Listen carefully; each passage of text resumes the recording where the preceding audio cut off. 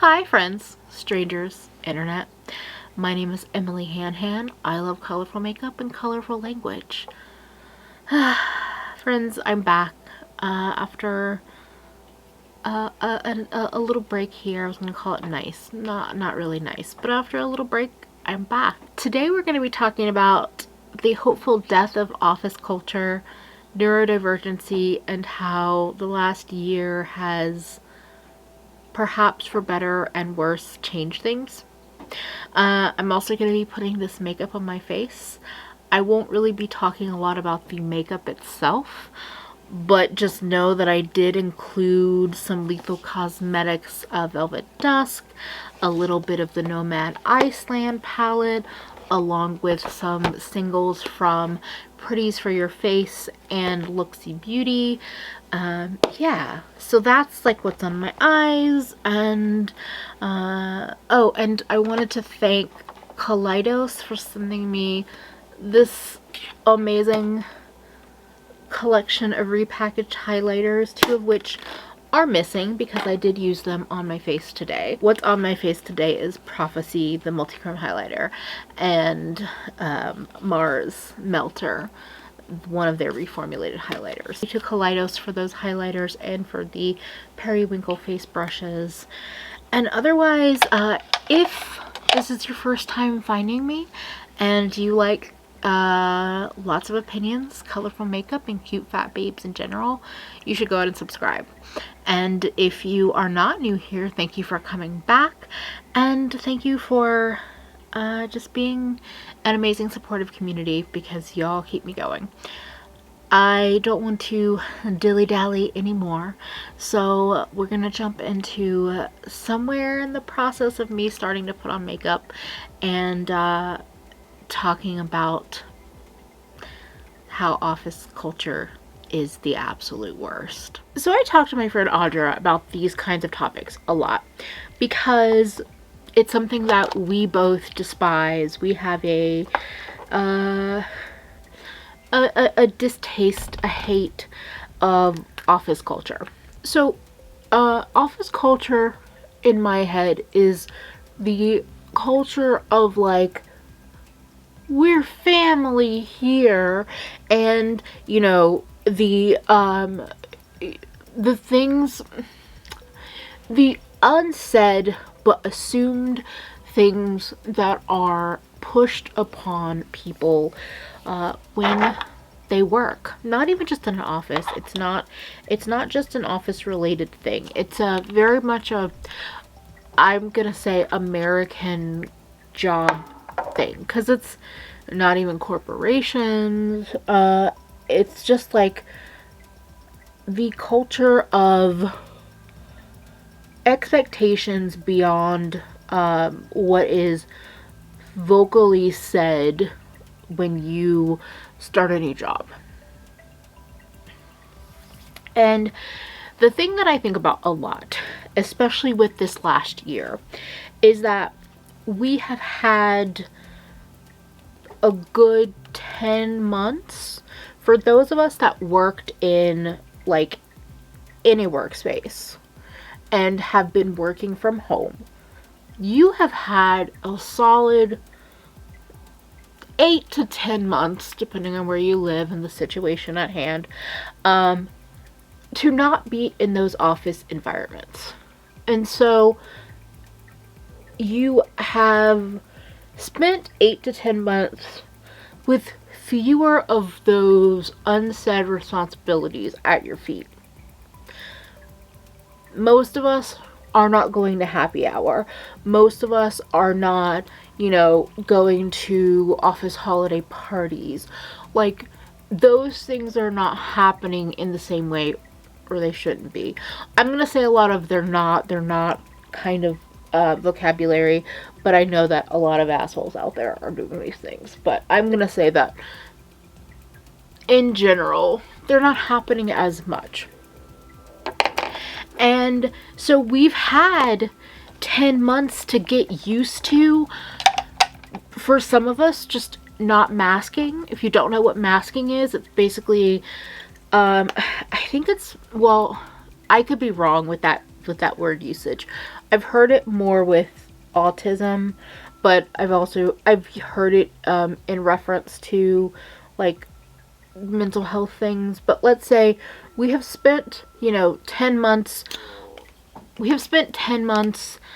not being held responsible to do things that are not in our said job duties.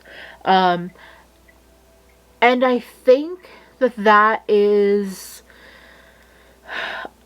that's going to set a new trend. I hope it is, because some of us have shown, hell, we don't need the full 8-hour workday to get things done.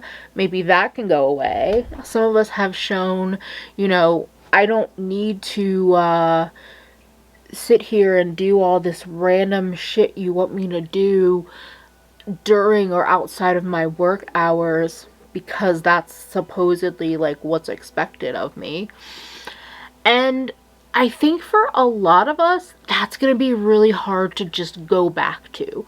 I wanted to say, I think, okay, so if this is a little bit of a side tangent, but so if you, well, a lot of you probably don't, but if you follow the food world at all, last year there was a big shakeup at Condé Nast with Bon Appetit, because basically Bon Appetit got really popular for their YouTube channel, and over time we started learning that most of the brown people in the office were not getting paid for their appearances on the YouTube channel, but the white people were. And a lot of that happened, a lot of that big shakedown happened post work from home during the pandemic. And I think the thing and I'm not the only person that has reflected upon this, but I think what happened is that for a lot of people, they realized just how much shit they'd been taking in their office, in the office setting, and then not having to take that shit has emboldened people to speak up for themselves or speak up for other coworkers, for other people in their office, to say like, that is not cool. Also, my redness is strong today, so I'll probably just blush up a lot. We can just ignore that. Thank you. And so I think about how obviously there are still a lot of terrible things happening in professional work settings. Racism is not dead. Equal pay is not just a thing. Sexism is not gone. Like, we still have a long way to go. But a lot of the, or at least some of the more egregious behaviors, we've had the guts to like call out and take to task, because we haven't had to be stuck in an office 24/7 with this person or these people or this power structure. And we've seen that, like, oh, this is what life can be like outside of that. Fuck that. And I think that that's a really important, like, development. I think it's part of the revolution of what's happening. And I know that sounds really dramatic, but like, I do think that that is part of what's happening, is that there is this change. And I think a lot of the younger generations already felt this way, but didn't have the power or the positions to like enact it. But with the changes thanks to the pandemic, they've been like, well, I don't have to enact this across the board, but like, if I can just call it out, like, I know I have fangirled about Sola on this channel before, but if you read, I'll try to link it, there is an interview that Sola El-Wali, who was one of the staffers or writers at Bon Appetit, who was not being paid appropriately, and when like the news kind of broke before any decisions had been made, there was a Zoom call, and she is the one that said to her to, like, I don't fucking know, Adam Rappaport, I was gonna say her boss, but he has probably had some big position at Bon Appetit, I don't fucking remember, another white man. But in that Zoom call, like, he was going to try to just, like, let it pass, and she basically called him out and said, you need to step down. And I think people underestimate the power of not having to physically be in a room with a person, because I'm sure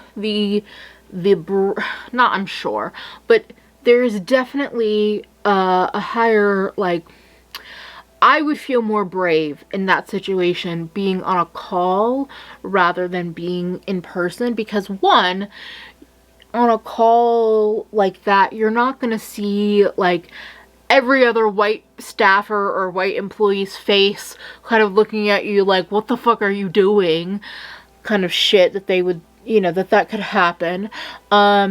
Or, you know, it's just different. It's just different. And so thus the appropriate, not appropriate, but like the bravery would kind of show itself easier, I think. And it would also give other people in that call the bravery to be like, yeah, I agree with Sola. Versus in person, especially when there is a physical presence that can intimidate you, like, it can be hard to be like, yes, I agree with the brown person in the room, or one of the brown people in the room.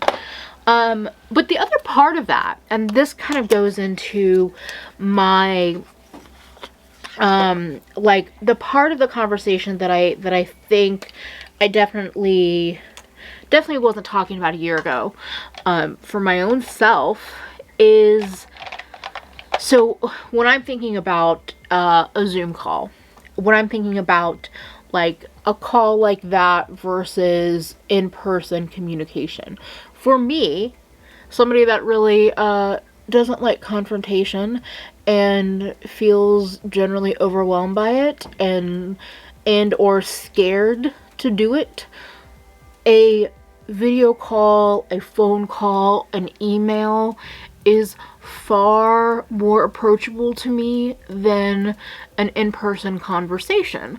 So this goes into the part of the conversation about how I think for anyone that is neurodivergent, that, you know, whether you have depression or anxiety or ADHD or bipolar or autism, or in case you didn't know, neurodivergent just generally means differing in mental or neurological function from what is considered typical or normal. It's frequently related to autism, but it's not only relevant to autism. And if you're not neurodivergent, you're neurotypical. So I think about how for anyone that is neurodivergent, that struggles in social settings, not having to be in an office setting is a huge benefit to working. Like, not, okay, first of all, having to communicate through email, through text, through video messages or voice notes, for a lot of us is far less stressful. If it's a voice note, we can listen back to it before we send it. We also have proof of what we said. If it's a text, if it's an email, you can read it before you send it. You can even have a friend look at it if you're like, is this, what do you think of this, kind of thing. Whereas in person, you don't have that ability. Even if you practice, even if you're like, I'm going to practice saying what I want to say to this person in my head, in the bathroom, over and over, because I'm intimidated by them, or they always like twist twist my words back to me. Like, even with practice, you can still be in really uncomfortable positions. And, you know, if you, okay, a lot of people with ADHD struggle with memory, remembering things, remembering what they said in a situation, remembering what other people said, just trusting their memory. And a lot of times it's trusting specifically kind of what their part in a situation, in my experience, and in like a light external experience situation. So I think about that a lot because all of a sudden, you know, we were in a situation where we were all in offices and, you know, communicating in person, and people were upset that you weren't able to read your tone, or a lot of people are very passive aggressive. And I would say a lot of neurotypical people are very passive aggressive. Other people deal with it too. There's a whole lot of like, well, why didn't you understand my tone, rather than just in the first place asking me what you wanted. Like, there's just a lot of communication that's not direct that causes problems, and those problems could have never happened in the first place if the communication had been direct. And that is a huge stressor, because every day you're living your life, or you're going to work, you're living your life, and you're like, well, today am I going to understand what's going on in the office? Today am I going to pick up on the right tone in this person's voice? Or am I going to misread it and then have that kind of spun back to me later on? It's really frustrating because, like, if you have trouble, okay, if you have trouble understanding tone or picking up on these like hidden signals that people are supposed to know, and that is the kind of communication that your manager or your coworker or just somebody in your workspace, you know, like whether you work directly with them or just near them, adjacent to them, like if that's the way that they communicate, that can be really fucking challenging, because you're like, okay, when I need something, I say I need it. When I'm not happy about something and I feel safe enough to say it, I say I'm not happy. When I feel stressed, I say I'm stressed. But, you know, Jan over here, when she needs something, instead of just saying, hey, I need blah, blah, blah. Hey, you know, this was supposed to be due tomorrow, but something has changed and I need it this afternoon instead. Like, don't sit there and be like, so is that thing done yet? And when I say no, say, well, when will it be done? Just say, hey, so, that thing that's due date is tomorrow. Well, the client is being an asshole and they're asking for it today, and I really want to try to get it to them. So can you do me a favor and like prioritize that? Like, that's the way that conversation should go down. Not like, so about that thing, you know, like, what's your timeline? It's like, because when I tell you that I'm not done with it and you don't say, okay, well, it needs to be done right away, you know, you need to change your plans to get it done, like, I'm not just going to intuit that that's what you want. Or somebody like me, I might then pick up on something that you're not saying. I might try to fill in the blanks. And then, so let's say you're just checking in. You just want to know. You're just curious. You just want to know how that thing is going. And you say that to me, and then you don't follow it up with anything else. And because I've been in situations before where that meant, oh, I actually need it sooner. Can you get this? Like, I need it sooner, but I'm not going to tell you I need it sooner, because I've been in those kinds of situations and I hate the stress of possibly disappointing somebody. I might take what you said and turn it in that direction.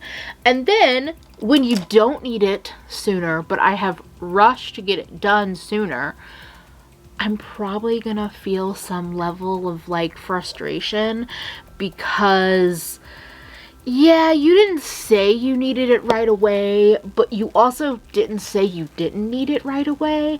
And I know that that's partially my fault. I understand that. I get how that's kind of fucked up, because that's not necessarily your fault in that situation. But I've just been in enough workplace situations where when somebody doesn't speak up, it's not because they don't need something. It's just because they think I have them figured out, and I don't. So all of that goes back to the fact that if I can wish for nothing for this last year, I really wish and hope that the generic office culture workspace dies. I also, because besides the in-office communication, the expectations that I need to be buddy-buddy with everybody, and that I need to go to the happy hours and, you know, go to the things I'm invited to go to with people that I don't actually like. The thing is that, yes, I've made, I can't even say a handful, I'm gonna say 1 to 2 friends through work. Like, actual friends. People that I spent a good amount of time outside of work with.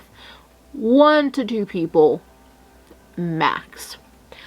I am not like a lot of people. I am not everyone's cup of tea, and I have worked a lot in not being bothered by that. I have worked a lot at not letting my differences make me feel bad, because I've definitely fallen into the trap of being like, well, I'm not like everyone else, so like, I'm obviously the problem here. I worked my ass off. I've worked my ass off. I don't remember what that's from, but I love it. But I've worked my ass off at not feeling bad about that all the damn time. But it doesn't mean it doesn't still happen. And so to not have to live my life thinking always about, oh, you know, if I turn down their happy hour invitation, like, am I the bad employee? Am I going to be looked down upon? If I don't show up for this thing over here, like, is somebody going to hold a grudge against me? And then, you know, next time we have a work-related thing, they're going to take it out on me. And I say all this having had this happen to me. So I'm not just sitting here in my paranoia brain, or in my, like, the brain that, like when I was talking about filling in the blanks incorrectly in the past. I'm not just talking from that perspective. I'm talking from somebody who has had that happen. And I'm just like, I didn't mean anything by not showing up. I just, like, you, okay, literally, it'll be like, I didn't show up because I knew realistically y'all didn't actually want me there. You invited me because you had to invite me. I didn't show up because I was exhausted, and I knew that me in that kind of social situation would probably not go well, or I would dip out so quickly that it was like not even showing up. So I didn't go. That doesn't mean I dislike people here. It doesn't mean I want to do something terrible to the office, or anything like that. It just means that I'm introverted and I have social anxiety. So I started talking about this, but I wanted to like regroup. So a lot of times these jobs expect you to go and do social things outside of work. And yes, they can't technically tell you, like, you wouldn't technically lose your job if you didn't go, but the whole like office morale part of it, I feel like it gets to be a part of the conversation where it's like, well, you know, we just want everyone to like feel like they're comfortable with each other and, you know, vibe, like, I don't know, they wouldn't say vibe, but vibe outside of the workplace. And I'm like, and what I always want to say to a comment like that is like, but I'm not comfortable with these people. These kinds of people are not the kinds of people that are my friends outside of work. But, you know, they will say like, oh, it's for office morale, or it's for, you know, team building, or it's for this, or it's for that. It's like, no, you just want me to be more accessible off the clock. You want me to, you know, be a part of this office, but these are not the kinds of people that would be my friends outside of work. So why am I responsible to be friends with them in work? People don't understand that you don't have to be friends with everyone in your life.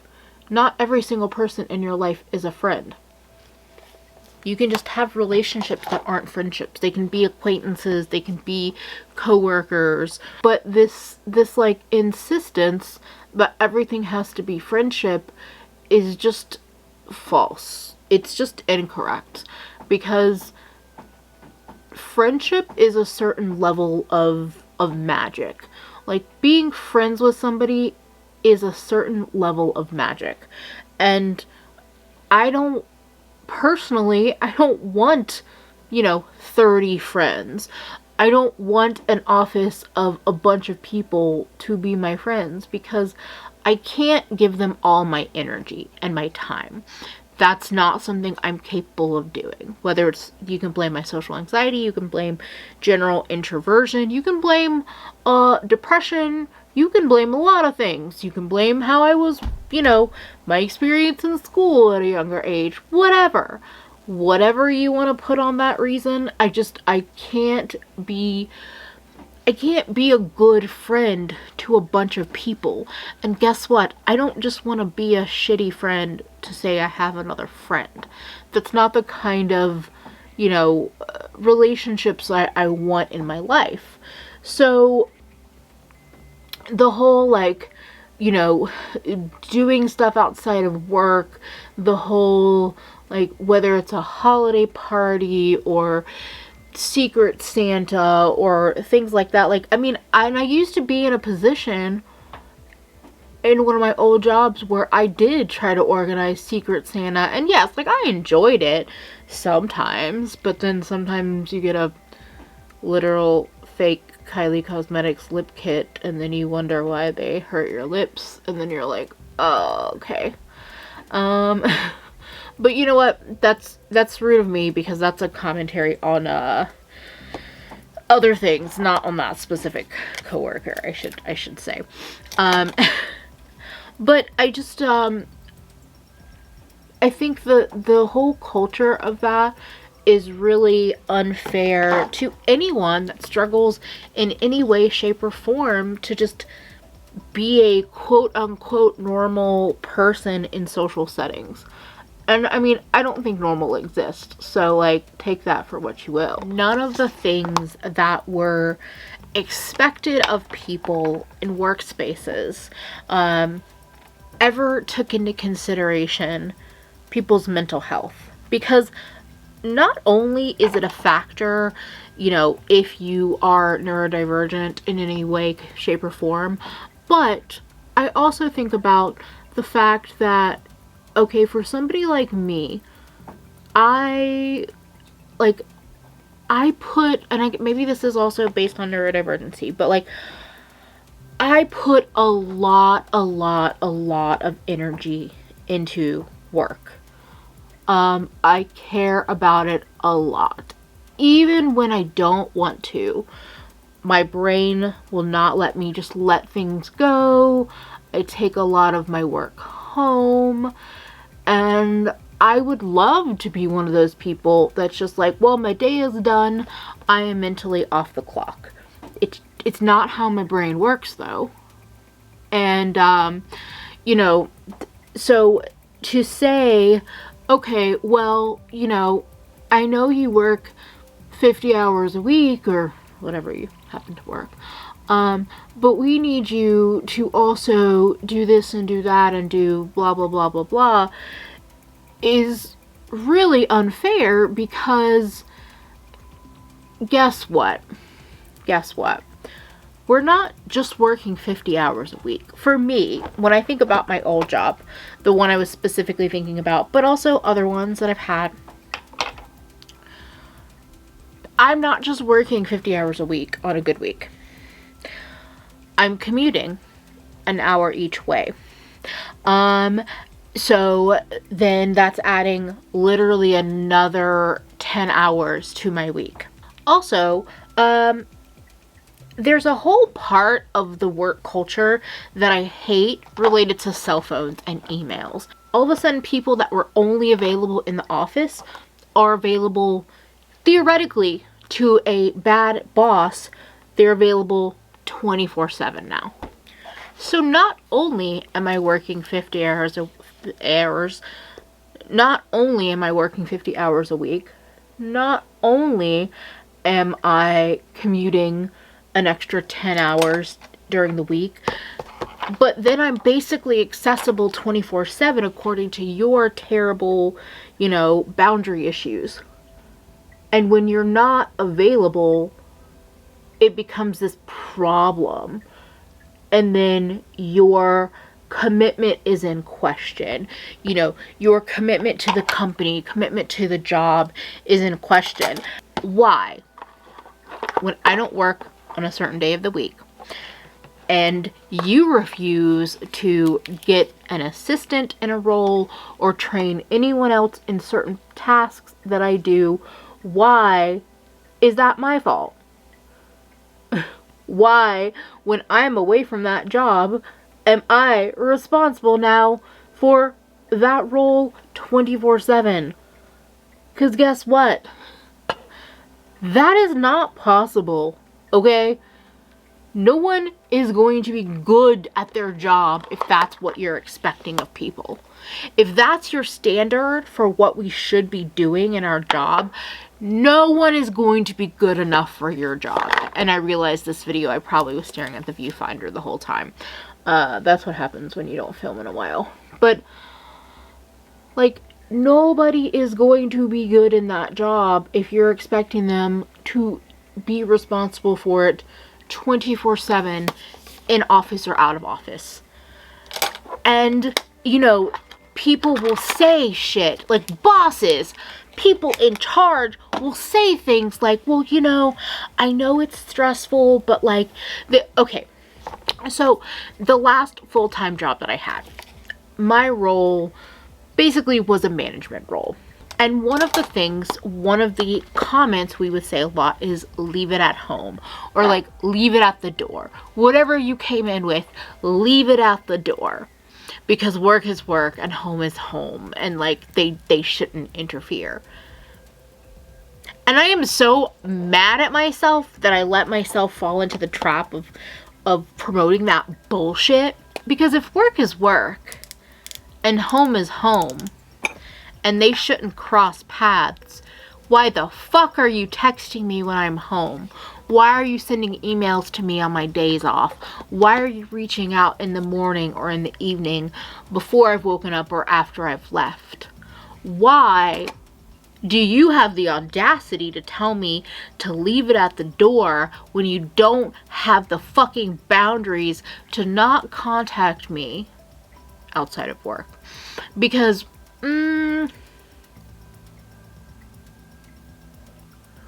I'm going to say, 99% of the things that they contacted me about either wasn't an emergency, or they should have fucking learned it themselves or let me train somebody else. But no, that would require paying more people. So why are you telling me to leave it at the door when you won't leave me the fuck alone? And part of, like, I don't know if this is true for all, like, I think part of the, like, part of my inability to, like, leave work at work is anxiety. And my brain also has this, like, tendency to bounce around, and that's probably ADHD. I'm saying probably, meaning, like, I'm 99% sure I have ADHD, but, like, I think that behavior in particular is ADHD speaking, because all I want to do was try to think through this one thing, and instead I've thought about 5 different things. And the one thing that I was trying to think my way through, I still have nothing to show. I also get really frustrated by the lack of boundaries that technology has put in place for us, because it will reactivate even if I see a text message. Excuse me. Even if I see a text message and I ignore it, or I let a call go to voicemail, or I see an email, I might skim it but not respond. But guess what? Doesn't mean my brain's gonna not think about it. It still means I don't want to respond, and I'm not going to, but my brain will still think about it. And yes, those are boundaries that I need to work on. Those are habits that I need to work on. But at the same time, I need people to understand that their employees and their coworkers should not be always available for them. And this is why I don't want coworkers as friends, because guess what? I don't want to be talking about something random with my friend, texting about some bullshit TV show, and then they slide in a work-related question because they're like, well, we're already talking about this thing. Like, no, leave me alone. And I do think that is one part of work from home that we're going to have to work on as the workers of the world. Because I know too many friends that are like, yeah, I've had a hard time, like, stopping work. I've had a hard time shutting off. Where they might have been more capable of doing that when they worked in the office. Now that work is home and home is work, it's more challenging or downright impossible. And I do think that that's part of office culture that has, leaked into home life, like work from home culture. But I'm one of those people that I'm a pessimist and an optimist at the same time. I guess I'm cautiously optimistic, meaning I assume the worst and hope for the best. I think that's how I usually say it. So, like, I am not assuming that this bullshit office culture or family kind of shit, I don't assume it's going away. But I am hopeful that it will not be just the absolute norm that we're all fucked over by. Because more and more of us are either finding freelance life or finding temp life. I mean, yes, being a freelancer fucking sucks in a lot of ways, and it really only benefits the businesses. It really only benefits the corporations, because they don't have to give benefits and all this other shit, and we're responsible for our taxes and all these layers. But the more of us that are freelance, that are not kind of being fed these lies about your family here, you're this and that, because, like, if you're a freelancer, you're not family there. Sorry, not sorry, that's not how that works. I think the more people that are not being fed those lies, the better. because then when we start hearing those, like if we change jobs, if something happens, whatever, and we hear a different story, we can be like, yeah, about that, no, that's not what we're doing here.